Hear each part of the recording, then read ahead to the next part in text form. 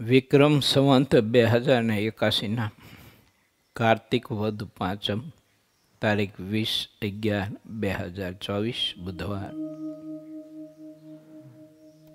વાલા ભક્તો, ભગવાન શ્રી હરિએ આપણને સૌ કોઈને સાધુતાના ગુણ વિશે ખૂબ જ પ્રકાશ આપ્યો છે.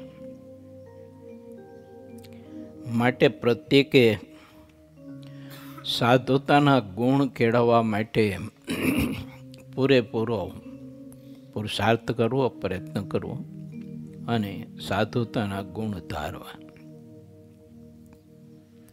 આપણા સ્વભાવને, આપણી આદતોને, આપણી ઈચ્છાઓને વશ થઈને ભગવાનના ભક્તને જીવન ના જીવવું. ભગવાનને મોટા પુરુષની મરજીમાં રહીને જીવન જીવવું અને એની મરજીમાં રહીને આ લોકનું કાર્ય કરવું. નહીતર આ લોકનું કાર્ય જેમ મૃગ એ મૃગના ટોળામાંથી વિખૂટું થઈ જાય ત્યારે કોઈ હિંસક પ્રાણીનું ભોગ બને અને દુઃખી થઈ જાય. તેમ ભગવાનના મોટા પુરુષના વચન કે મરજી બહારો જે રાતમાં જાય છે ત્યારે તેને પ્રવૃત્તિઓ હિંસક પ્રાણીની જેમ એને ઠોલી ખાય છે. પ્રવૃત્તિઓ ઠોલી ખાય છે ને. અને જીવને ભક્તિના માર્ગમાં કે પરમાત્માના માર્ગમાં એને લુખ્ખો કરી નાખે છે. અને આ લોકની પ્રતિષ્ઠા, સમૃદ્ધિ, સંપત્તિ આ બધું પ્રધાન થઈ જાય છે ને. એટલે આપણા મોટા પુરુષો મંદિરોમાં સંપત્તિ વધુ ભેળી થવા નહોતા દેતા. વાવરી જ નખાવતા, બધું વપરાવી નાખતા. મહારાજના સમકાલીન વખતેના પ્રસંગો આપણે બધા ગ્રંથો થકી જાણીએ છીએ કે મહારાજે ઉત્સવ સમય કર્યા હોય યજ્ઞનો, પણ યજ્ઞની સમાપ્તિ થાય ને એટલે બે શિંગડા હરખા કરી દીધા હોય ઠાકોરજીએ. એ સંપત્તિનો જે કાંઈ થોડો ઘણો ભૂકો વધ્યો હોય તો બ્રાહ્મણોને, ગરીબોને બધાને દાનમાં આપી દે. એક પૈયે પણ વધવા જ ન દે મહારાજ. કારણ કે ઠાકોરજી એ લક્ષ્ય રાખતા હતા કે સંપત્તિ કહેતા માયા એ કોઈને ભગવાન ભજવા દેતી નથી અને ભગવાન ભજવા દેશે પણ નહીં. પછી ગ્રસ્ત હોય કે પછી ત્યાગી હોય, જેને પરમાત્માને ભજવા છે તો એને મહારાજના આ વિચારોનું લક્ષ્ય ખૂબ જ રાખવું જોઈએ. નહીતર મને ને તમને મૃગના ટોળામાંથી વિખૂટું પડેલું મૃગ એના જેવી દશા આ બધું કરી દેખાડવું. ઇન્દ્રિયો, અંધકરણ, પોતાના વિચારો, સંગદોષ એ તો છે જ બધું જીવને દુઃખરૂપ. પણ આ લોકનું કાર્ય પણ માણસને દુઃખરૂપ થાય છે. દેખાતું નથી, દેખાય છે સુખરૂપ, થાય છે દુઃખરૂપ. એટલે પ્રભુ એમ કહે છે કે સાધુતાનો ધર્મ પ્રત્યેક ધારે અને સાધુતાના ધર્મની ઉપાસના કરે. પરંતુ સાધુતાના ધર્મથી બહાર જીવન ન જીવે. આવા સદવિચારો ભગવાન શ્રી હરિએ આપણને સહુ કોઈને પ્રથમ પ્રકરણના 62ના વચનામૃતના આધારે 63માં તરંગમાં બતાવ્યા આપણને સૌ કોઈને, જેને સિદ્ધાનંદ સ્વામી પોતાની કલમે એમાં કંડાર્યા. એને ખૂબ વાંચવા, ઘૂંટવા, વિચારવા, પછી આપણે આપણું જીવન વિચારવું કે મારું જીવન મને કોઈ પણ પ્રકારની આ લોકની પ્રવૃત્તિઓ કોઈ પ્રકારની હોય, ગ્રસ્તાશ્રમીની હોય, ત્યાગાશ્રમીની હોય, પણ તે પ્રવૃત્તિ રૂપી આ બધા પ્રાણીઓ એ મને ખાઈ તો નથી જતા ને, ઠોલી તો ખાતા નથી ને. મને ખૂબ વિચારવું જોઈએ. ઘણી વાર ભગવાનને, ભગવાનના સત્પુરુષ કરતા આ લોકનું જે કાંઈ ગણાય છે ને એ બધું પ્રધાન થઈ જવાનો પૂરેપૂરો સંભવ છે. અને પછી પરમાત્માની કે ભગવાનના સત્પુરુષની વાત પણ મનાતી નથી જીવને. એટલું બધું આ લોકનું પ્રધાન થઈ જાય છે. હવે એ તો હતું જ. આ જન્મ પૂર્વે જન્મે એ તો હતું જ. અને એમાંથી તો ઘણી વખત કંટાળી અને બધું મૂકી અને જંગલમાં હરિની સાધના કરવા માટે પણ વયો ગયો હતો. તેમ છતાંય કોઈ જન્મે એના એ જ વડગાળ અને એના એ જ વડગાળમાં વળી પાસે એને પ્રીતિને એમાં પાછું સુખ મનાય. આવી અજ્ઞાનતા અંદર પડી છે. મહારાજ કે સાધુતાનો પ્રકાશ તે અજ્ઞાનતાને દૂર કરશે. માટે સાધુતા ધારજો સહુ. આવા અદ્ભુત વિચારો એ પાસે. હવે આપણે આગળના સિદ્ધાનંદ સ્વામીની કલમે લખાયેલા વિચારો એમાં પ્રવેશ કરીએ. પૂર 21મો તરંગ 64મો. ગઢડા પ્રથમ પ્રકરણનું 63મો વચનાવ્રત નિશ્ચયનું તથા તત્વે કરીને ભગવાનને જાણ્યાનું. ફાગણ વધી સાતમને દિવસ સર્વ સુખનું મૂળ. સ્વામી શ્રી સહજાનજી મહારાજ દાદા ખાચરના દરબારમાં વાસુદેવ નારાયણના મંદિરની આગળ આથમણા બારના ઓરડાની ઓસરીએ પલંગ ઉપર વિરાજમાન થયા હતા. શ્વેત ખેસ પહેર્યો હતો, શ્વેત ચાદર ઓઢી હતી, શ્વેત હીરકોરની પાગ મસ્તકે બાંધી હતી. કંઠમાં શ્વેત પુષ્પના હાર વિરાજમાન હતા. ગુલાબના પુષ્પના સુંદર તોરા ભાગ ઉપર હતા.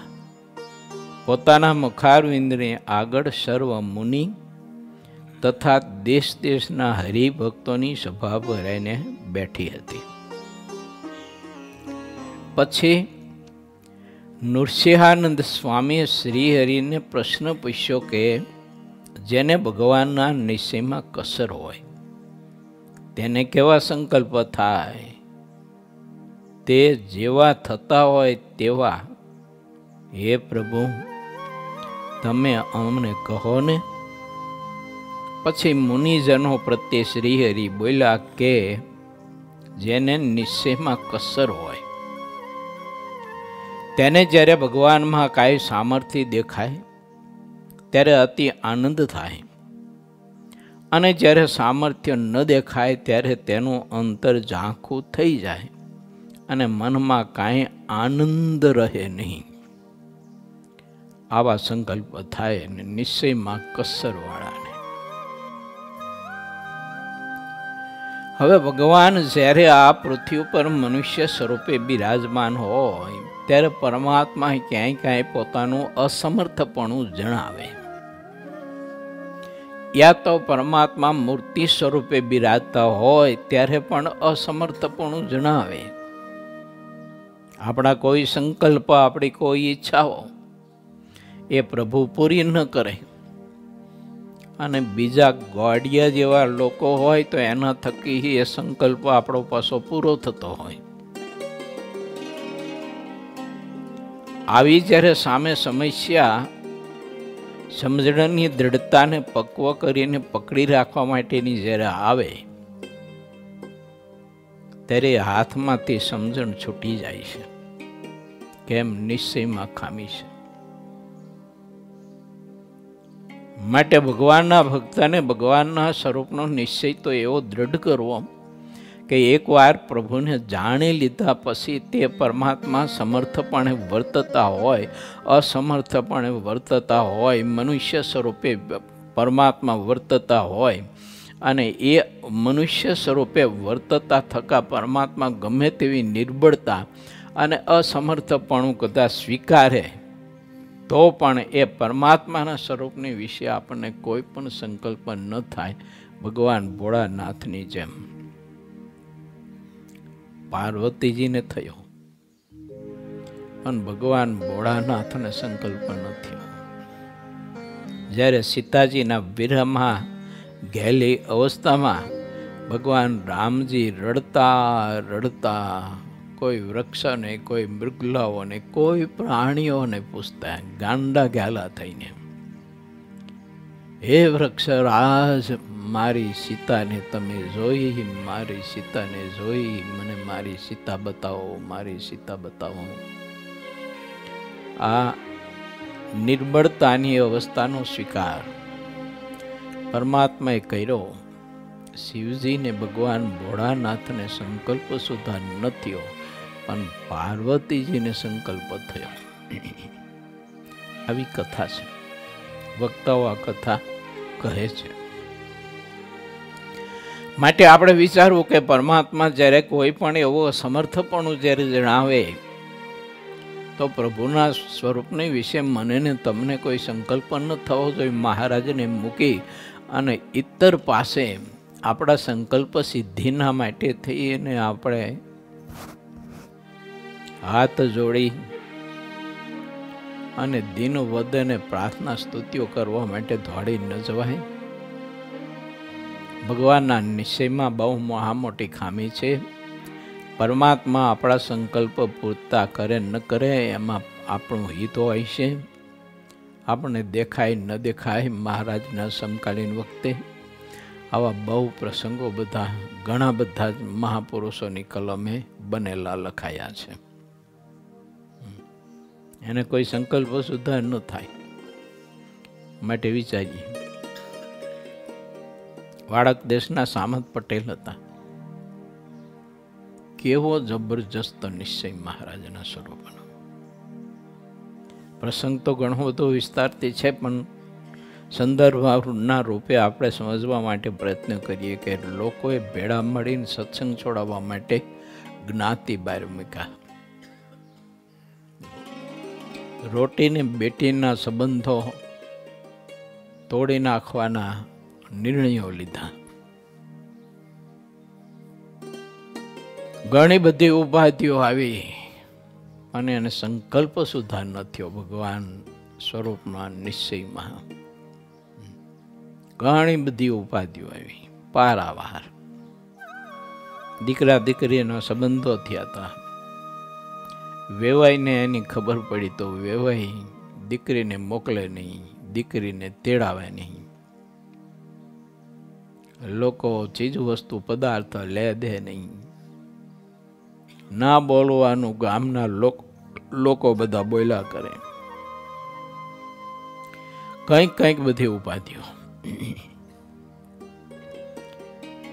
મહારાજને બીજા ભક્તો એ દર્શન કરવા ગયા અને ત્યારે સામત પટેલની આ પરિસ્થિતિની વાત મહારાજ પાસે મૂકી અને કહી. ત્યારે શ્રી હરિને મનમાં સંકલ્પ થયો કે રે મારા ભક્તને આટલી બધી ઉપાધિઓ, તો એ મારો ભક્ત મારી પાસે ક્યારેય પણ તે ઉપાધિઓ વ્યક્ત નથી કરતો.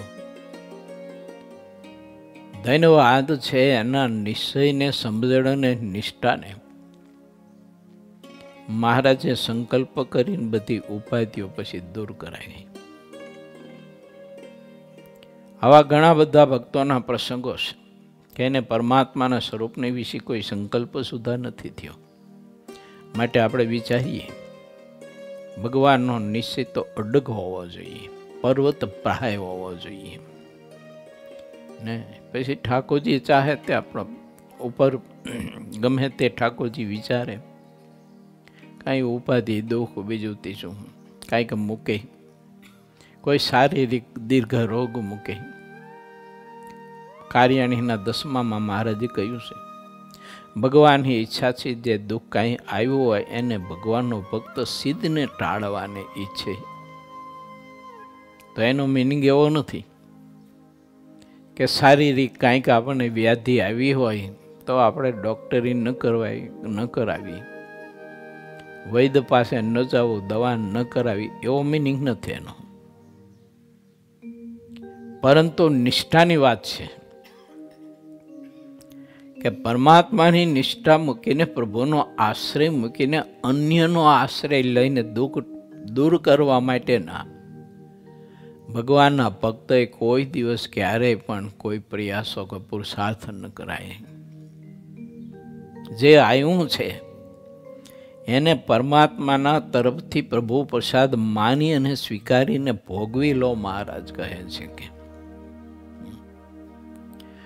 પરંતુ કોઈ ખોટી જારમાં, કોઈ ખોટા તાંત્રિકોમાં, બીજે ત્રીજે તમે ફસાવ નહીં. એમાં ફસાઈને થવાના દુઃખી, અને જે આવેલું દુઃખ એ દૂર તોય થવાનું નથી પાછું, કારણ કે એ તો પરમાત્માની ઈચ્છા હોય છે ને એમ જ થવાનું. પ્રભુની મરજી વિના કોઈથી કાંઈ થવાનું નથી. તો ભગવાનના ભક્તને એવી દૃઢતા કરી રાખવી.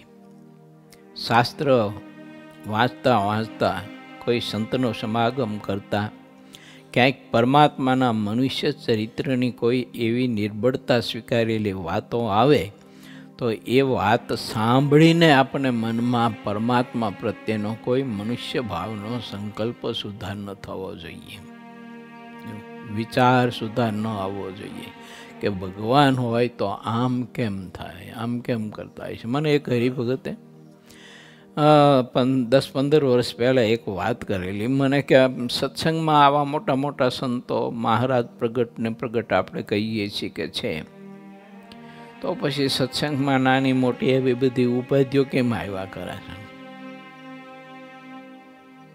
આ નિશ્ચયમાં ખામી હોય ને એટલે આવો સંકલ્પ થાય આપણને. જો આ બાકી તો જગત છે, આ સૃષ્ટિ છે, તો એ સૃષ્ટિનો બધો ક્રમ એમ જ હોય. પરમાત્માના અવતારો જ્યારે જ્યારે આ ધરતી ઉપર થયા ત્યારે શું કહી, ધરતી ઉપર ઉપાધિઓ નહોતી, ભક્તો ઉપર ઉપાધિઓ નહોતી, પારાવાર હતી. ભગવાન પ્રગટ હતા. રામ ધરતી ઉપર બિરાજતા હતા, તો એ વિભીષણને દેશવટો રાવણે આપ્યો છે. ભગવાન કૃષ્ણ બિરાજતા હતા, પણ 100 કૌરવે 5 પાંડવોને પરેશાન કરવા માટેની કોઈ ખામી નથી રાખી. વિદુર જેવો સંત આ ધરતી ઉપર હતો જ, બેઠો જ તો. સંકલ્પ કરે એમ થાય હતું, સૃષ્ટિનું બધું પરિવર્તન થઈ શકે એવું હતું. પણ તોય આ બધી ઉપાધિઓ ભગવાનના ભક્તો ઉપર હતી, છેલ્લા શ્વાસ સુધી હતી. આવું બધા ગ્રંથમાં તે બધું ઘણું આપણને જોવા મળે છે, જાણવા મળે છે, માટે વિચારવું જોઈએ. પછી મેં ભક્તને કહ્યું, મેં કીધું તમને ભગવાનના સ્વરૂપના નિશ્ચયમાં ખામી છે એટલે આ સંકલ્પ થાય છે. બાકી આવો સંકલ્પ આપણને શા માટે થાય? મહારાજે પ્રથમના 74ના વચનામૃતમાં મુક્તાનંદ સ્વામીને લક્ષ્યમાં રાખીને વાત બતાવી છે. ભગવાનની ઈચ્છા હોય તો સત્સંગની વૃદ્ધિ થાવો, અને ભગવાનની ઈચ્છા હોય તો સત્સંગ ઘટો. પરંતુ તેણે કરીને મનમાં ક્યારેય ઉદ્વેગ આવવા ન દેવો, આનંદમાં રહીને ભગવાનની ભક્તિ કરવી. આવા મહારાજે બધા વિચારો બતાવ્યા છે આપણને. માટે ભગવાનના સ્વરૂપનો નિશ્ચય આપણા જીવનમાં કોઈ નાની મોટી વ્યાધિ, ઉપાધિ, દુઃખ, સંઘર્ષ વગેરે વગેરે કંઈક આકસ્મિક કોઈ આવી પડે ત્યારે પરમાત્માના સ્વરૂપની વિશે મનને તમને નિશ્ચયમાં અનિશ્ચયનો ઘાટ ક્યારેય પણ થવો ન જોઈએ. એવો દૃઢ નિશ્ચય ભગવાનના સ્વરૂપનો કરી રાખવો જોઈએ ભગવાનના ભક્તને. આ મોક્ષ માટે બહુ જ અતિશય જરૂરી છે આ વાત. વળી પોતાના હૃદયમાં અપાર ભૂંડા સંકલ્પ થતા હોય અને તેને ટાળવા મહેનત કરે તો પણ ટળે નહીં, ત્યારે તે ભગવાનમાં આવા અવગુણ પઠે કે આટલા દિવસ સુધી સત્સંગ કરીને હું મરી ગયો, તોય ભગવાન અતિશય સમર્થ હોવા છતાં મારા ભૂંડા ઘાટને ક્યારેય ટાળતા નથી. આ રીતે ભગવાનમાં પણ દોષ પરઠવા લાગે છે નિશ્ચયમાં ખામીવાળો. પણ પોતાનું નથી પરઠતો. ખામી તો મારી છે કે મને ભગવાનના ભક્ત થયા પછી આવા ઘાટ થાય શા માટે? મેં પરમાત્માની શરણાગતિ સ્વીકારી છે અને પરમાત્માની ઉપાસના ભક્તિ કરું છું, તો પછી મને આવા સંકલ્પ શા માટે થાય? તો ખામી મારી છે, કોઈની નથી. એમ વિચારીને ભગવાનના ભક્તે સારા નરસા ભૂંડા ગાઢ સંકલ્પ થતા હોય તો તેનાથી નિરુત્સાહી થઈને ગ્લાનિ ન પામવી, મહારાજ કે આનંદમાં રહીને ભક્તિ કરવી. અને તે સંકલ્પને ખોટા કરતાં કરતાં કરતાં મહારાજ કે 1 દિવસ થાય, 2 દિવસ થાય, 5 દિવસ થાય, 25 દિવસ થાય, 1 વર્ષ થાય, 2 વર્ષ થાય, 25 વર્ષ થાય, 1 જન્મ થાય, 2 જન્મ થાય, પ્રથમનું 16મું વાંચજો. મહારાજે બતાવ્યું છે કે ચાહે એટલો સમય જાય પણ ભગવાનનો ભક્ત એ ગાઢ સંકલ્પને ખોટા કરતો રહે અને આનંદથી પરમાત્માની ભક્તિ, ધ્યાન, ભજન, કથા, કીર્તન કરતો રહે. પણ ક્યારે એવા સંકલ્પનું બળ જોઈને યા તો એવા સંકલ્પનું તાંડવ જોઈને ભગવાનનો ભક્ત નાસીપાસ ન થાય અને પરમાત્મા પ્રત્યે કે મોટા પુરુષ પ્રત્યે સંકલ્પ ન કરે કે આવા મોટા પુરુષ બેઠા છે, એ ધારે તો સંકલ્પ કરે તો તુરત જ બધું જ ટળી જાય. અને એવા પુરુષના ભેળો હું રહું છું તેમ છતાંય મારા ગાઢ સંકલ્પ કેમ નથી ટળતા? એમ વિચારીને ભગવાનને મોટા પુરુષને વિશે ક્યારે પણ મારે કોઈ તમારે નિર્બળતાનો કે બીજો ત્રીજો સંકલ્પ સુધા ન કરાય.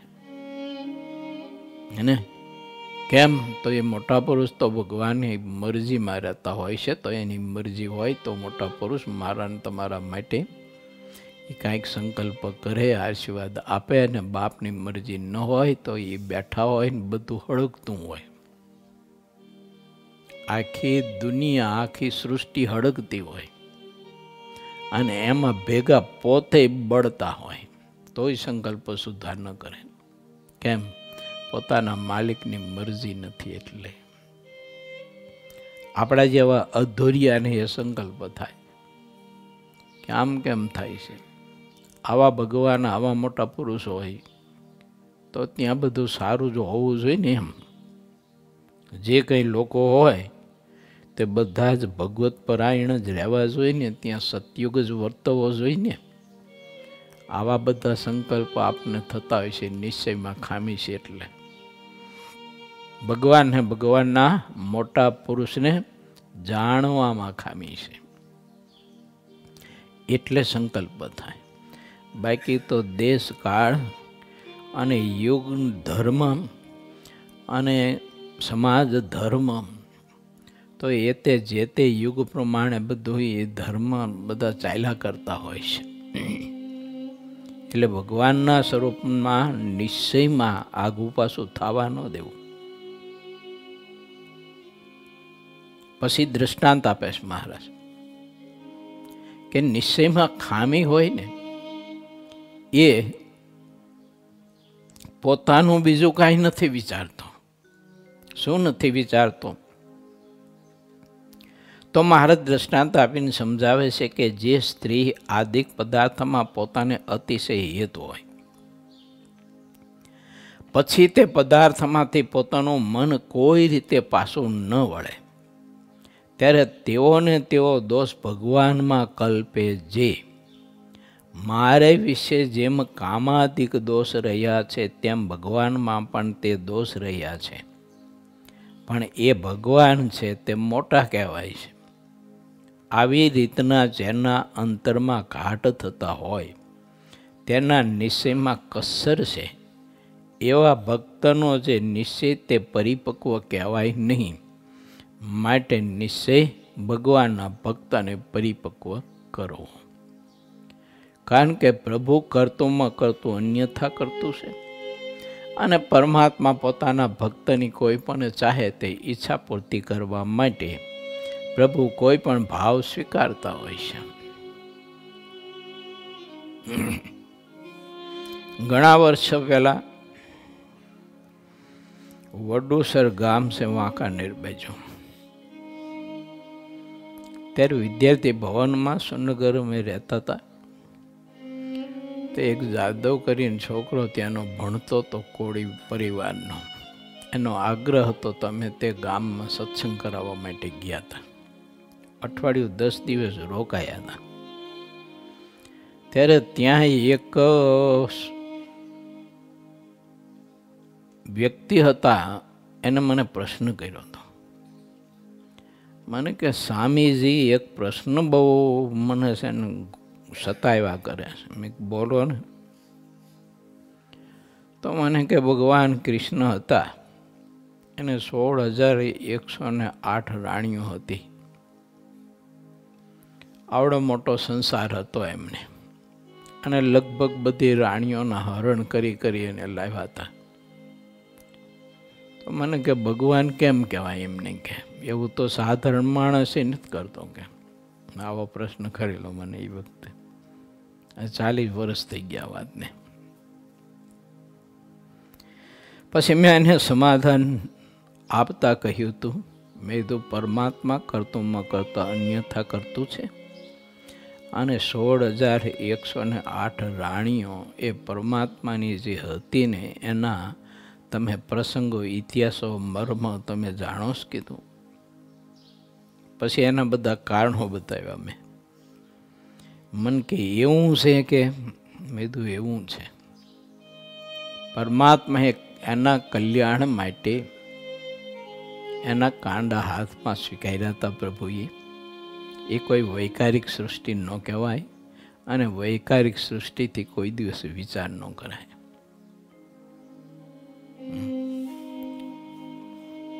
માટે શાસ્ત્ર સમજતા ન આવડે તો જેને સમજતા આવડ્યા હોય ને એની પાસે સમજવાનો માણસે પ્રયાસ કરવો જોઈએ.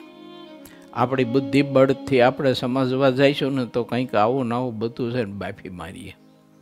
કારણ કે ગ્રંથ છે ને એ સર્વદેશી હોય, બધા જ પ્રકરણો એમાં, અને યુગ ધર્મને લક્ષ્યમાં રાખીને, સમાજ ધર્મને લક્ષ્યમાં રાખીને, જે તે વખતના કાળ ધર્મને લક્ષ્યમાં રાખીને ગ્રંથ લખાયા હોય છે. હવે જે તે યુગ ધર્મને, કાળ ધર્મને, સમાજ ધર્મને લક્ષ્યમાં રાખી અને તે ગ્રંથ લખાયા હોય તો તે પછી બધા જ કાળ ને બધા યુગમાં એ જ ધર્મનું આચરણ ન કરાય. એ પણ જાણવું પડે ધર્મના સ્વરૂપ.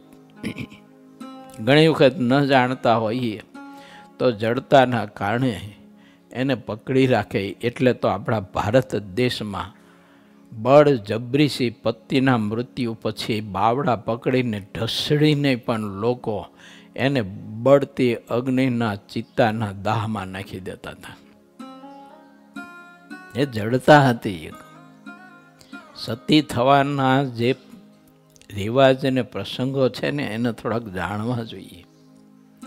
અને એ વખતે તો એમ હતું કે સતીને પોતાના પતિ પ્રત્યે એવી પ્રીતિ હતી કે પોતાના પતિ સિવાય આ ધરતી ઉપર કોઈ પુરુષ દેખાતો નહોતો એને.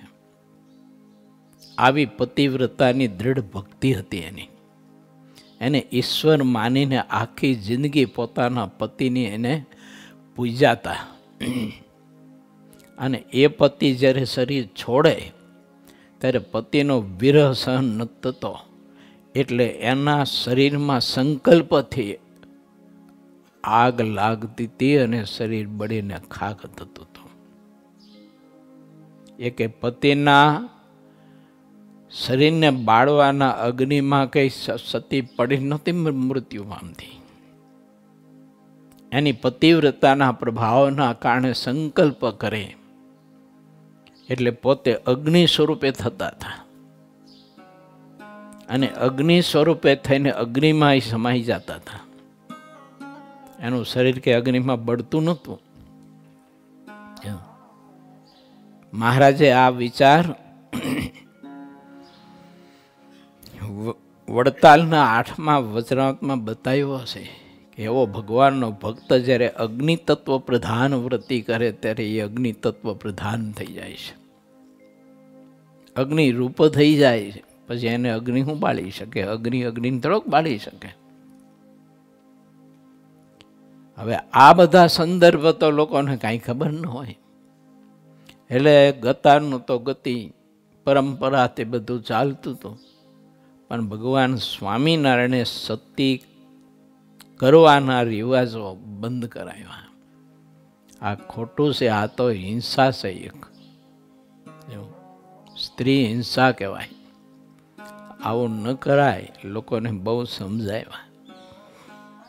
અને એ સતી કરવાના રિવાજોને બંધ કરવામાં ભગવાન સ્વામિનારાયણને કેટલું સહન કરવું પડ્યું છે, કેટલી મુશ્કેલીઓ આવી છે, કેટલા દુઃખો આવ્યા છે. એ બધું સહન કરીને પણ લોકોમાં આવી કોઈ જે કંઈ ખોટી માન્યતાઓ હતી એ માન્યતાને દૂર કરવા માટે ભગવાન સહજાનંદ સ્વામીએ આ ભારત દેશના માનવ સમાજના કલ્યાણ માટે સદવિચારો ખૂબ જ આપ્યા છે. માટે ધર્મનું સ્વરૂપ ભગવાનના ભક્તે પહેલાં જાણવું જોઈએ. એક ધર્મનું સ્વરૂપ શું છે? ધર્મમાં નિર્દયતા છે, ધર્મમાં નિષ્ઠુરતા છે, ધર્મમાં ક્રૂરતા છે. ધર્મમાં તો દયા, પ્રેમ, કરુણા, સ્નેહ આવા સદગુણોના રસથી ધર્મ એ રસદાર ભર્યો હોય છે.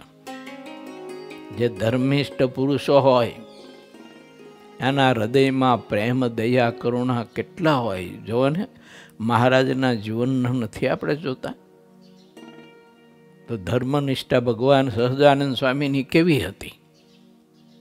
લોજમાં આવ્યા તો ગોખલો બુરાઈ દીધો મહારાજે. દેતવા લેવા દેવા માટે ગોખલો જે વીચમાં રાખ્યો હતો મહારાજે બુરાઈ દીધો. મહારાજે સંતોને કહ્યું કે આ દિવાલમાં નથી ગોખલો, આ દિવાલમાં છિદ્ર નથી, આ ધર્મમાં છિદ્ર છે. ધર્મનિષ્ઠા તો જબરજસ્ત હતી. મહારાજ ધર્મનિષ્ઠામાં કોઈ જગ્યાએ ક્યાંય પણ કાચું નહોતા રહેવા દેતા, એવી ધર્મનિષ્ઠા હતી.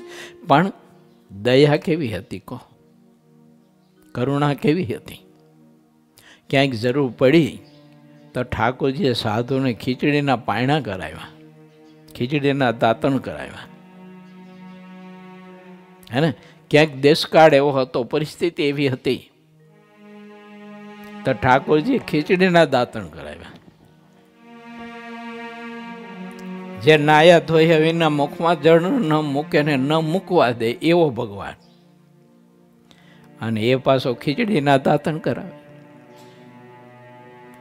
કોઈને થતું મારા જેવાને કે લો આ સ્વામિનારાયણ ઉપરથી ધર્મ લોપાવે છે, પોતે પોતે ધર્મના ગુણ ગાય છે અને પોતે ધર્મ લોપાવે છે. માટે વિચારવું જોઈએ કે ધર્મનું સ્વરૂપ અનુભવી પુરુષો પાસેથી જાણવું પડે.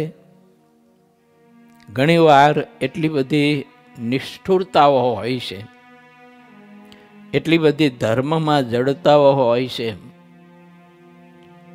આપણે આશ્ચર્ય થાય.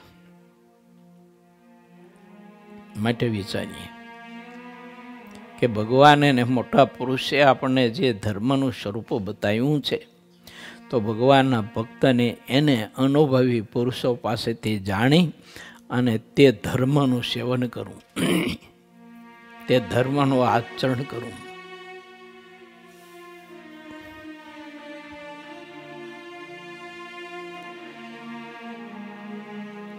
આગળની કથાઓમાં ધર્મના સ્વરૂપને નહીં જાણવાના કારણે અને ધર્મના જડતાઓના વિચારોના કારણે કેવા કેવા સત્સંગમાં, હરિભક્તોમાં, સાધુઓમાં પ્રવર્તન થયા એની કથા હું કરી ચૂક્યો છું. એટલે આપણે અત્યારે એમાં નથી જતા, પણ વાલા ભક્તો તે સમજવા માટે ભગવાનના ભક્તે ખૂબ પ્રયત્ન કરવો જોઈએ. શાસ્ત્રમાં એવું લખાણું છે કે કોઈ ગૌ હત્યા કે બ્રહ્મ હત્યા કરી હોય તો રાજા એને દંડ દે, પ્રાયચિત કરાવે. દંડ હું દે તો કે રાજાના હાથમાં લોખંડનું મૂસળ આપે, હાંભેલું લોખંડનું. અને બ્રહ્મ હત્યારો કે ગૌ હત્યારો હોય એના માથામાં રાજા પોતાનામાં જેટલું બળ હોય ને એટલા બળથી હાંભેલું મારે એ લોખંડનું. આમ પ્રાયચિત દેવાતું હતું, દંડ દેવાતો હતો. એ દંડ અત્યારે કળિયુગમાં દેવાય કેમ? એ વખતે હાડસમાં પ્રાણ હતા. જ્યાં સુધી હાડકાનો માળખો ન વિખાય ને ત્યાં સુધી મૃત્યુ ન થાય. ત્યારે કળિયુગમાં તો અણસમા પ્રાણ છે. તો એ ધર્મ અત્યારે કળિયુગમાં થોડો કઈ અપનાવાય. તો કળિયુગના ધર્મ માટે બતાવ્યું કે બ્રહ્મ હત્યા કે ગૌ હત્યા થઈ હોય તો એના માટે બતાવ્યું કે 1 વર્ષ સુધી ગાયોની ગૌશાળામાં રહી અને સેવા કરે અને પાત્ર ઓઢ્યા વિના એ ગૌશાળામાં સૂઈ રહે અને મધ્યાહન સમયે 1 વખત પોતાની શરીરની અનુકૂળતા પ્રમાણે ભોજન કરે, દાણા પાણીનું વ્રત કરે. શરીરની સાનુકૂળતા હોય તો સાથવો પીને કરે, ન હોય તો રાંધેલું અનાજ ખાઈને દાણા પાણા કરે. દાણા પાણા ન કરી શકે એમ હોય તો એકટાણા કરે અથવા ફરાર કરે. એ ફરાર કરીને ગાયોની સેવા કરે 1 વર્ષ સુધી. એટલે બ્રહ્મ હત્યા અને ગૌ હત્યાના પાપમાંથી એને મુક્તિ મળી જાય. આમ બતાવ્યું છે. યુગ ધર્મ કહેવાય આને. એ ભગવાનના ભક્તે વિચારવું જોઈએ. ભગવાન શ્રી હરિ એમ કહે છે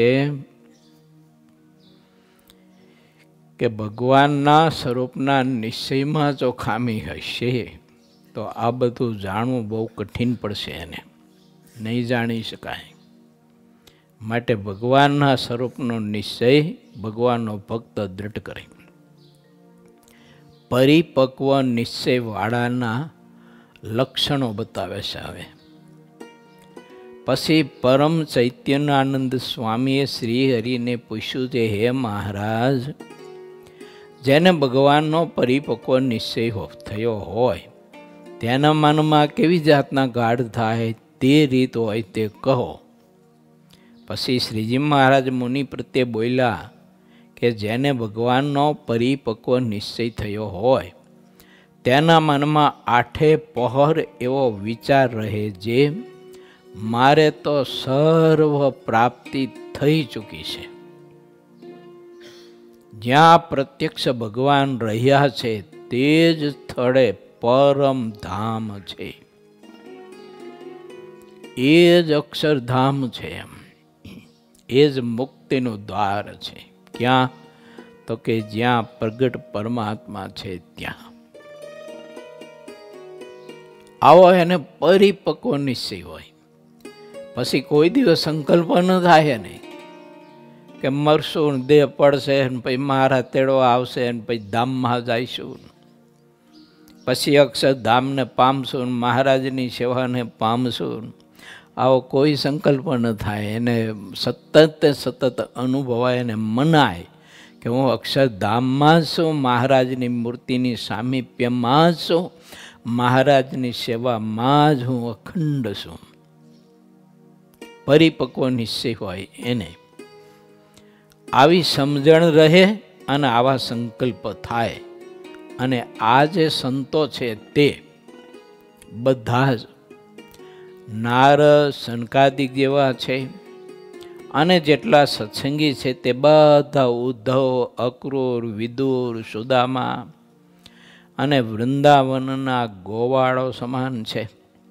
અને જેટલી હરિભક્ત બાયો છે તે બધીને ગોપીઓ જેવી સમજે.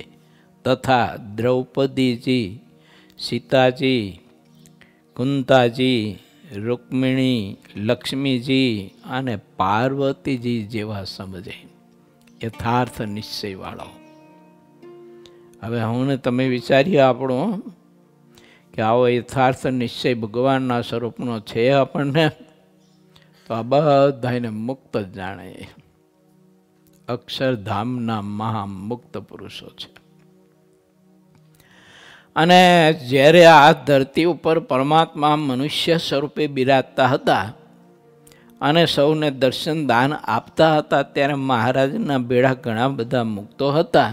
તો એ મુક્તોની જે રીત હતી આ લોકને નાવા ધોવાની, ખાવા પીવાની, ઉપદેશ દેવાની, હરવા ફરવાની, વ્યવહાર કરવાની વગેરે વગેરે, એ બધી જેમની તેમ આપણે જેમ જ હોય, એમાં કંઈ જુદું ન હોય કાંઈ. તોય સમકાલીન મુક્ત પુરુષો એકાદ બીજાને એવા મહામુક્ત માનતા અને ખૂબ જ એની સાથે હિતને, પ્રેમને, સ્નેહ, ભાઈચારો રાખતા. ગઈકાલે અમારી સંતોની બપોરની સભામાં સંતો, પાર્ષદ, સાધકોને મેં થોડાક વિચારો આપ્યા હતા. મેં તો તમે પરસ્પર એકાદા બીજા જેટલું દિવ્ય ભાવ રાખીને મહાત્મ્ય સમજી શકશો અને સમજશો, અને જેટલો પરસ્પર દિવ્ય ભાવ રાખશો અને મનુષ્ય ભાવ નહીં રાખો, બરોબરિયાપણાનો ભાવ નહીં રાખો, તો તમને કીધું થોડી સાધનાએ, થોડા પ્રયત્ને મહારાજનું સુખ તમને અઢળક ને અઢળક આવશે. અઢળક ને અઢળક સુખ ને આનંદ આવશે. બાકી મનુષ્ય દેહ કરીને આપણે બધા છીએ આ લોકોમાં. એટલે મેં કીધું એકાદ બીજાને કોઈને ખાવા પીવાની, બેસવાની, ઉઠવાની, જાગવાની, હરવાની, ફરવાની, કાંઈક શરીરની કંઈ પરિસ્થિતિઓ કોઈની કાંઈ એ બધું આ લોકના નિયમ પ્રમાણે, કે આ સૃષ્ટિના નિયમ પ્રમાણે તો હોય બધું એમ. પણ આમાં જો બધાને મુક્ત માનીએ અને પરસ્પર એકાદા બીજાનું મહાત્મય સમજીને દાસ ભાવે જો રહીએ, તો મહારાજની મૂર્તિનું સુખ મારા તમારાથી કાંઈ દૂર નથી. ઠાકોરજી આપણાથી કાંઈ દૂર નથી. એ તમે રાત્રે સૂતા હોય ને તો એ ઠાકોરજી તમારી બાજુમાં બેઠો બેઠો તમારા હાથ, શરીર ઉપર હાથ ફેરવતો હોય. આપણે કંઈ ગાઢ સંકલ્પ પજવતા હોય ને તો એ બેઠો બેઠો શરીર ઉપર, મસ્તક ઉપર હાથ ફેરવી અને તે ગાઢ સંકલ્પનો કચરો છે ને દૂર કરતો હોય બેઠો બેઠો. એને પણ આમાંથી જ મેળવવાનું. મેં કહ્યું બપોરે કાલે, મેં કીધું સ્વામિનારાયણ ભગવાનનું સુખ, મહારાજની મૂર્તિનું સુખ, અક્ષરધામનું સુખ આમાંથી જ મેળવવાનું છે. બહારથી ક્યાં લેવા જઈશું તમે? અને આમાંથી નહીં મેળવી શકી તો બહારથી ક્યાં મેળવી શકવાના હતા? એ તો સંભવ જ નથી. હવે આમાંથી જો મનુષ્ય ભાવ નહીં હટાવી શકીએ અને આમાં જ આપણે જો એવી આત્મીયતા નહીં કેળવી શકીએ, હેત નહીં કરી શકીએ, તો બહાર ગયા પછી બીજે ક્યાં થવાનું હતું? એ તો કોઈ આશા જ નહીં રાખવાની ને. માટે મહારાજ એમ કહે છે કે પરિપક્વ ભગવાનના સ્વરૂપનો નિશ્ચય હોય એને ભગવાનના ભક્ત બધા મુક્ત પુરુષો દેખાય, અનુભવાય, માને, સ્વીકારે, અને એમ મુક્ત માનીને એનો દાસ થઈને એની પાસે રહે. પરંતુ પોતાના સ્વભાવને કે સંકલ્પને વશ થઈને ભગવાનનો ભક્ત ન રહે. આવી રીતના ઘાટ તેને રાત દિવસ થતા રહે અને તેના હૃદયમાં અતિ આનંદ વર્તે. આવી રીતે જેના અંતરમાં વર્તતું હોય તેનો પરિપક્વ નિશ્ચય જાણવો, એમ અક્ષરધામનો અધિપતિ કહે છે. એમ કહીને પછી શ્રીજી મહારાજ બોલ્યા કે તત્વે કરીને ભગવાનના સ્વરૂપને જાણે તેનું કાર્ય સુધરી જાય છે અને તે રીતે જાણ્યા પછી તેને કાંઈ જાણવું બાકી રહેતું નથી. હવે તત્વે કરીને ભગવાનના સ્વરૂપને જાણવાની જે રીત છે તે કહીએ છીએ. તે તમે સૌ સાંભળો. જે સાંભળવાથી ભગવાનના સ્વરૂપનો અડગ નિશ્ચય થાય છે. પછી તે નિશ્ચય કોઈનો ડગાવ્યો ડગતો નથી. પ્રથમ તો એને ભગવાનની મોટાઈ જાણવી જોઈએ. જેમ કોઈ મોટો રાજા હોય, તેના ગોલા અને ગોલીઓને પણ 7 માળની હવેલીઓ રહેવાની હોય અને બાગ બગીચા, હાથી, ઘોડા, મ્યાના, રથ અને ઘરણા એ આદિક સામગ્રીઓ કરીને તેના ભવન દેવલોક સમાન દેખાવામાં આવે. જો તે નોકર ચાકરના ઘરની શોભાનો કોઈ પાર ન હોય તો તે મોટા રાજાના દરબારની મોટાઈનો પાર તો કોણ પામે?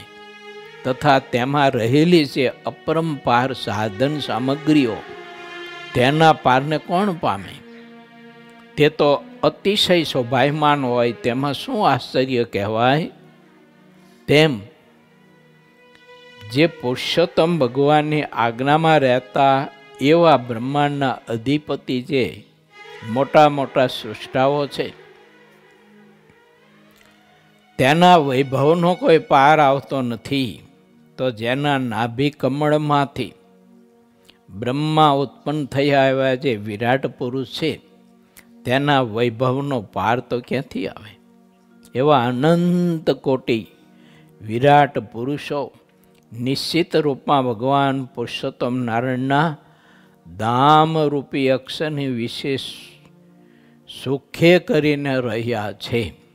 એવા અનંત કોટી બ્રહ્માંડો જેના એક એક રોમમાં અણુની જેમ ઉડતા ફરે છે, એવું ભગવાનનું અક્ષરધામ છે ને તે ધામને વિશે પોતે ભગવાન પુરુષોત્તમ દિવ્ય રૂપે કરીને સદાય વિરાજમાન રહ્યા છે ને તે ધામમાં અપાર દિવ્ય સામગ્રીઓ રહી છે. એવા જે ભગવાન તેની મોટપના પારને તો કેમ પમાય એવી રીતે ભગવાનની મોટપને સમજવી. વળી જેનાથી જે મોટો હોય તેનાથી તે સૂક્ષ્મ હોય અને તે તેનું કારણ પણ કહેવાય. એવી કારણમાં મોટપ રહી છે. જેમ પૃથ્વી થકી 10 ગણું અધિક જળ છે અને તે પૃથ્વીનું કારણ છે અને તેનાથી સૂક્ષ્મ પણ છે, અને જળ થકી તેજ 10 ગણું અધિક છે અને જળનું તે કારણ છે ને તેના કરતાં તે સૂક્ષ્મ પણ છે. તેમ સમજો તેજ કરતાં વાયુ 10 ગણો અધિક છે અને તે તેજનું કારણ છે. તેજ કરતાં તે સૂક્ષ્મ પણ છે. વાયુ કરતાં આકાશ 10 ગણો અધિક છે, તે વાયુનું કારણ છે અને તેનાથી સૂક્ષ્મ પણ છે. એવી રીતે અહંકાર, મહતત્વ, પ્રધાન પુરુષ, પ્રકૃતિ પુરુષ, અક્ષર તે બધા એક એકથી મોટા છે, એક એકથી સૂક્ષ્મ પણ છે ને તેના કારણ પણ છે. તે બધા મૂર્તિમાન છે, પણ ભગવાનનું જે અક્ષરધામ છે તે તો અતિશય મોટું છે, જેના એક એક રોમમાં અનંત કોટી બ્રહ્માંડો અણુની પેઠે જેમ ઉડતા ફરે છે. જેમ કોઈ મોટો હાથી હોય તેના શરીર ઉપર કીડી ચાલી જતી હોય તો તે હાથીને તેની કોઈ ગણતી શું હોય, તેમ તે અક્ષરની મોટાઈ આગળ બીજા સર્વે કોઈ કાંઈ ગણતરીમાં આવતા નથી, તેવું તે અક્ષર સૌથી અધિક છે. જેમ ઝીણા મચ્છર હોય તેને મધ્ય કીડી મોટી દેખાય છે, કીડીઓને મધ્ય વીંછી મોટો દેખાય છે, વીંછીને મધ્ય સાપ મોટો દેખાય છે, સાપ મધ્ય સમડી મોટી દેખાવામાં આવે છે, સમડીને મધ્ય પાડો હોય તે મોટો દેખાય છે, પાડાના મધ્ય હાથી હોય તે મોટો દેખાય, અને હાથીને મધ્ય ગિરનાર જેવો પર્વત ભારે મોટો દેખાય, અને તેને મધ્ય મેરુ પર અપાર મોટો દેખાય. આ મધ્યના શબ્દમાં ઘણા બધા ગૂંચવાય છે. અક્ષરધામનું વર્ણન જ્યારે આવે છે ને ત્યારે બહુ ગૂંચવાય છે. આમાં સ્પષ્ટતા કરી છે. મધ્યનો અર્થ છે, મધ્યનો અર્થ એટલે એનાથી અધિક, એમ એનાથી પર અધિક એનો અર્થ એમ છે. ઘણા બધા મધ્યનો અર્થ છે ને એની વચમાં માને છે. અહીંયા બધા ગૂંચવાય છે બધા. માટે થોડુંક ભગવાન સ્વામિનારાયણે જે આપણને બતાવ્યું છે ને એ પરસ્પર એકાદ બીજા વચનામૃત એની મેળવણી કરીને સંકલન કરી અને પછી અર્થ શબ્દનો સમજવો તો ગોટાળો ન થાય. હા, નહીતર ગોટાળો થાય. તેજનું કારણ વાયુને જાણવો અને વાયુનું કારણ આકાશને જાણવો, તે આકાશનું કારણ અહંકાર છે, અહંકારનું કારણ નક્કી મહત્તત્વ છે, મહત્તત્વનું કારણ પ્રધાન અને પુરુષ છે, તે પ્રધાન પુરુષનું કારણ મૂળ પ્રકૃતિને બ્રહ્મ એટલે કે મૂળ પુરુષ છે, તે સૌનું કારણ અક્ષર બ્રહ્મ છે, અને તે અક્ષર તો પુરુષોત્તમ ભગવાનનું ધામ છે, અને એ અક્ષરની સંકોચ વિકાસ અવસ્થા થતી નથી, તે તો સદા એક રૂપે રહે છે. આવું જે અક્ષર કહ્યું છે તે મૂર્તિમાન છે, પણ અતિશય મોટું હોવાથી કોઈની નજરમાં તેનું રૂપ આવતું નથી. જેમ 24 તત્વનું કાર્ય જે બ્રહ્માંડ તે પુરુષ અવતાર એવે નામે કહેવાય છે, તે વિરાટ પુરુષ કર્ચણાદિકથી યુક્ત છે, પણ તેની મૂર્તિ અતિ મોટી છે. તેણે કરીને તે કોઈની નજરમાં આવતી નથી, અને તેની નાભીમાંથી થયું જે કમળ, તેના નાળમાં બ્રહ્મા 100 વર્ષ સુધી ચાલ્યા, પણ તેનો અંત ન આવ્યો, અને જો તે કમળનો અંત ન આવ્યો તો વિરાટ પુરુષનો પાર તો કેમ આવે? માટે તે વિરાટનું રૂપ નજરમાં આવે નહીં એવું અનુપમ છે. તે રીતે જ અક્ષરધામ પણ મૂર્તિમાન છે, પણ કોઈની નજરમાં આવતું નથી એવું તે સૌથી મોટું અને સૂક્ષ્મ છે. શા માટે છે? તો આવા ને આવા બ્રહ્માંડો તેના એક એક રોમમાં અસંખ્યાત ઉડતા ફરે છે, તેનો કોઈ પાર પામતો નથી એવું મોટું જે અક્ષરધામ, તેને વિશે પુરુષોત્તમ ભગવાન મહારાજા ધીરાજ પોતે સદાય વિરાજમાન છે, અને તે પોતાની અંતર્યામી શક્તિ કરીને અનંત અપાર એવું જે અક્ષરધામને અનંત કોટી બ્રહ્માંડો અને તે અનંત કોટી બ્રહ્માંડના જેટલા જે કાંઈ વ્યવસ્થાના ભાગરૂપે સમર્થ પુરુષો છે એ સહુમાં અન્વયપણે કરીને અવિનાશી ભગવાન રહ્યા છે, અને તે અક્ષરધામમાં પોતાના દાસ થઈને પોતાના સાધર્મ્યપણાને પામેલા એવા જે અનંત કોટી મુક્તો તે એ ભગવાનની સેવા કરતા રહે છે. અને તે ભગવાનના સેવક મુક્તના એક એક રોમ પ્રત્યે કરોડો કરોડ સૂર્ય અને ચંદ્ર સમાન પ્રકાશ રહ્યો છે. જેના સેવક આવા છે તો તેના સ્વામી જે ભગવાન પુરુષોત્તમ તેમનો મહિમા તો કેમ કહી શકાય? તેમનો આવો અપાર પ્રતાપ છે, એવા અતિશય સમર્થ તથા પરમ અનુપમ એવા જે ભગવાન તે પોતે અક્ષરમાં પ્રવેશ કરીને અક્ષર રૂપે થાય છે, ને તે પછી મૂળ પ્રકૃતિ અને મૂળ રૂપે થાય છે, અને તે પછી પ્રધાન પુરુષનું રૂપ ધારણ કરે છે. પછી પ્રધાનમાંથી થયેલા જે 24 તત્વ તેમાં પ્રવેશ કરીને હરખથી તે રૂપે થાય છે. પછી તે તત્વે કરીને સર્જાયેલા જે વિરાટ પુરુષ તેને વિશે પ્રવેશ કરીને નિશ્ચિત તે રૂપે થાય છે. પછી પરમાત્મા વ્યવસ્થાના ભાગ રૂપે એવી રીતે પાત્રની તારતમ્યતાએ કરી અને તે તત્વમાં પોતાનો પ્રકાશ પ્રસ્થાપિત કરે છે કહેતા તે રૂપે થાય છે. એવી રીતે અતિશય સમર્થ, અતિશય પ્રકાશયુક્ત અને અતિ મોટા એવા છે પરમ સુજાણ ભગવાન તે પોતાનું આવું ઐશ્વર્ય અને તેજને પોતામાં સમાવીને જીવનના કલ્યાણ કરવા માટે મનુષ્યના જેવા થાય છે. તે તેમની પરમ કૃપા કહેવાય. કેમ છે? જે રીતે મનુષ્ય દર્શન કરી શકે, સેવા પૂજાદિ કરી શકે એવા રૂપને ધારણ કરે છે અને અપાર મનુષ્યના અજ્ઞાનને હરે છે. જેમ કીડીના પગમાં અતિ સૂક્ષ્મ કાંટો વાગ્યો હોય તો તે કાંટો બચી કરી કે નિર્ણય કરીને કાઢી શકાય નહીં, પણ તે તો રૂંવાડા કરતાં ઝીણી લોઢાથી તે કાંટો નીકળે.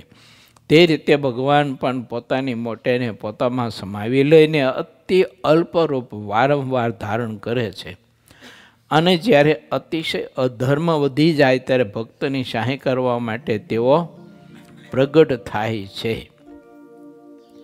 જ્યાં જેવું કામ હોય ત્યાં તેવા રૂપને ધારે છે. આ રીતે સુખધામ એવા ભગવાન ભક્તજનોના કષ્ટને હરે છે. જે કોઈ ભગવાનથી વિમુખ હોય તે અજ્ઞાનરૂપી અંધારાથી આવૃત રહે છે. તેઓ સત્સંગનો ખપ નથી રાખતા હોતા અને ભગવાનને સમજી સ્વીકારી પણ શકતા નથી. જેમ અગ્નિ પોતાનો જેટલો કોઈ પ્રકાશ અને જ્વાળાવા હોય તેને પોતામાં સમાવી દઈને મનુષ્યના જેવો થાય છે, તેમ ભગવાન પણ પોતાના બધા જ સામર્થ્યને છુપાવીને જીવોના કલ્યાણ માટે કેટલી વાર મનુષ્યની પેઠે વર્તે છે. અને જે મૂર્ખ તથા અજ્ઞાની હોય તે એમ કહે છે કે ભગવાન પોતાનું કાંઈ સામર્થ્ય કેમ પ્રગટ નથી કરતા, પણ ભગવાન તો મૂળગી જીવોના હિતને માટે પોતાની જેટલી સામર્થ્ય છે તે સર્વે છુપાવીને વર્તે છે. અને જો ભગવાન પોતાની જે કાંઈ મોટપ છે તે તમામ પ્રગટ કરે તો બ્રહ્માંડ પણ નજરમાં ન આવે તો પછી જીવની ગણતી શું કહેવાય? આવી રીતે મહિમાએ સહિત ભગવાનનો નિશ્ચય જેના હૃદયમાં દૃઢપણે થયો હોય તેને તે જ્ઞાનના પ્રતાપે કરીને કાળ, કર્મ અને માયા કોઈ જ બંધન કરવા સમર્થ થાય નહીં. આવી રીતે તત્વે કરીને ભગવાનને જ્યારે ચોક્કસ જાણે ત્યારે તેને કાંઈ કરવું બાકી રહ્યું નથી. આવું તત્વે કરીને ભગવાનને સમજવાનું જ્ઞાન કહેવાય છે. પછી નિત્યાનંદ સ્વામી શ્રીજી મહારાજને પૂછ્યું કે આપે જે કહ્યું એ રીતે અનુક્રમે કરીને ભગવાન મનુષ્યકૃતિ ધારણ કરે છે કે અનુકર્મ વિના પણ મનુષ્યકૃતિ ધારણ કરે છે? તે વાત હે સુખદાયક શ્રીહરિ આપ કહો ને. પછી શ્રીહરિના અમૃત જેવા વચનોનું પાન કરનાર સંત સમૂહ સામે બેઠો હતો ત્યારે શ્રીજી મહારાજ નિત્યાનંદ સ્વામી પ્રત્યે બોલ્યા કે ભગવાન પોતે સત્ય સંકલ્પ છે, માટે તેમાં અનુક્રમનો કાંઈ નિયમ નથી. તે દ્રષ્ટાંતે કરીને કહીએ તે સાંભળો. જેમ કોઈ પુરુષ તળાવના પાણીમાં ડૂબકી મારે ત્યારે ડૂબકી માર્યા પછી તેના મનમાં આવે ત્યાં નીકળે. તે ઈચ્છે તો ત્યાં જ નીકળે, અથવા કાંઠે નીકળે, અથવા તો ક્યાંક આસપાસ નીકળે. તે બી રીતે જે ખુશી હોય પોતાની તેમ નીકળે.